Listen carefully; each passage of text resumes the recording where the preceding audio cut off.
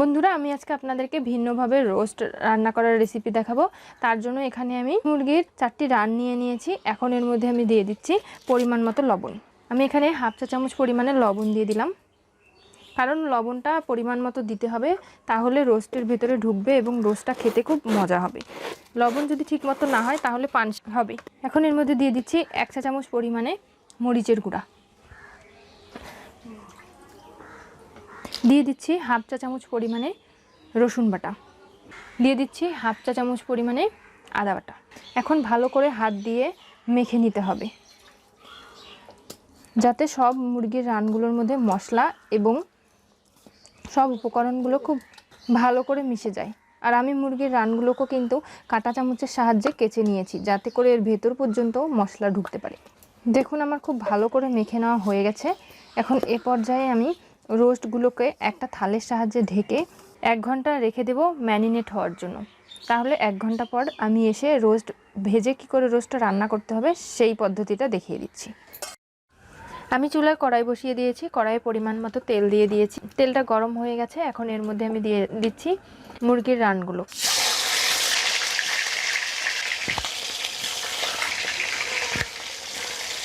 Colour হয়ে গেলে আমি আর এক পাশ উল্টিয়ে এটাকে ভালো করে ভেজে নেব। এটাকে এখন একটা ঢাকনির সাহায্যে আমি ঢেকে দিচ্ছি 2 মিনিটের জন্য, যাতে করে বাদামি কালার হতে পারে ওই পাশটা। রোস্টগুলো এপিঠ এবং ওপিঠ দুই পাশেই বাদামি কালার করে ভেজে নেওয়া হয়ে গেছে। এখন আমি তেল ছাড়িয়ে একটা পাত্রের মধ্যে রোস্টগুলোকে তুলে নিচ্ছি।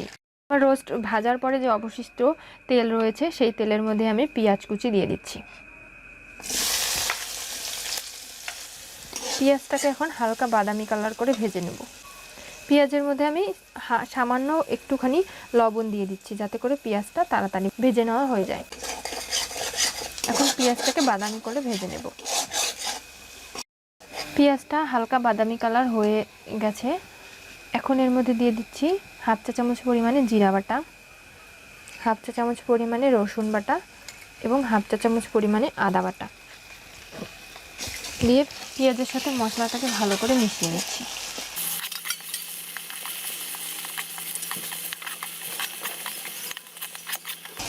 মিশিয়ে নেওয়া হয়ে গেছে। এখন এর মধ্যে আমি সামান্য পরিমাণে পানি দিয়ে দিচ্ছি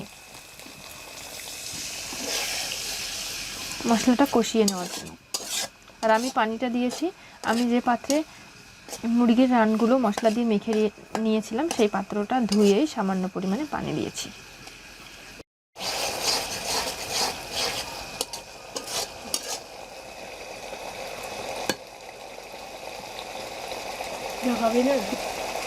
এর মধ্যে এখন আমি হাফ চা চামচ পরিমাণে মরিচের গুঁড়া দিয়ে দিলাম, কারণ আমি 1 চা চামচ পরিমাণে মরিচের গুঁড়া দিয়ে রোস্টটাকে মেখে রেখেছিলাম। আর সেই কারণে আমি বেশি মরিচের গুঁড়া দেব না, তাহলে বেশি ঝাল হয়ে যাবে। আপনারা চাইলে ঝালের পরিমাণটা কম বেশিও করতে পারেন। আমি সেই জন্য এখানে হাফ চা চামচ পরিমাণে মরিচের গুঁড়া দিয়ে দিয়েছি। মশলাটাকে এখন ভালো করে কষিয়ে নিচ্ছি। আমার মশলাটা কষিয়ে নেওয়া হয়ে গেছে। দেখুন, তেল বেরোচ্ছে। এই পর্যায়ে এখন আমি ভেজে রাখা মুরগির রানগুলো দিয়ে দিলাম।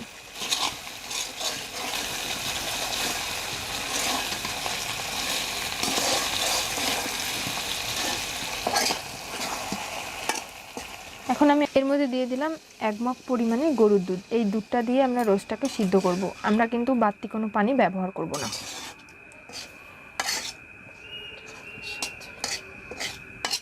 এই রোস্টটা দুধের মধ্যেই সিদ্ধ হয়ে যাবে এবং এর টেস্টটা কিন্তু খুবই চমৎকার হয়।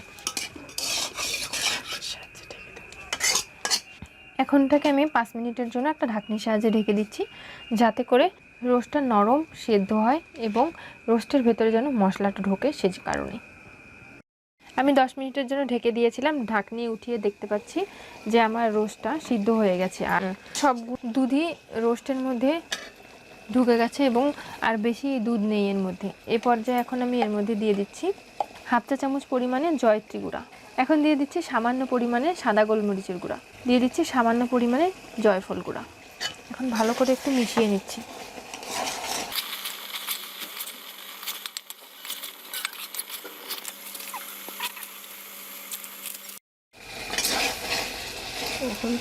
এখন এর মধ্যে আমি দিয়ে দিচ্ছি 1 চা চামচ পরিমাণে গুঁড়া দুধ। এখন আবারও একটু নেড়ে মিশিয়ে নিচ্ছি। এখন এর মধ্যে দিয়ে দিচ্ছি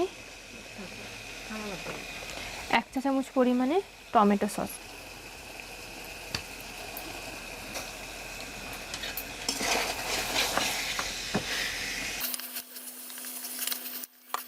এখন দিয়ে দিচ্ছি 1/2 চা চামচ পরিমাণে চিনি।